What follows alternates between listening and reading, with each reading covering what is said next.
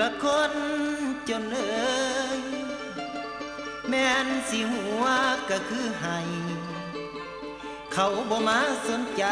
สิหันหน้าดอกมาสอนบาดคนรวยถึงสิแหกปากห้องน้องยังเว้าว่ามวนหู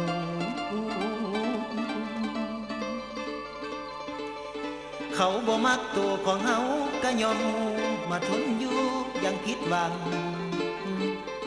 หูเต็มใจว่าเขาสั่งแต่ก็ยังบ่ลืมได้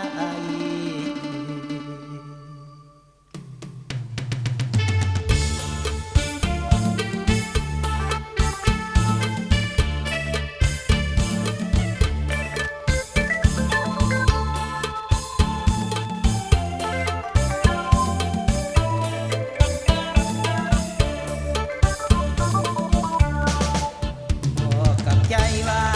จดให้จำอย่าได้ทะลำอาจจะซ้ำ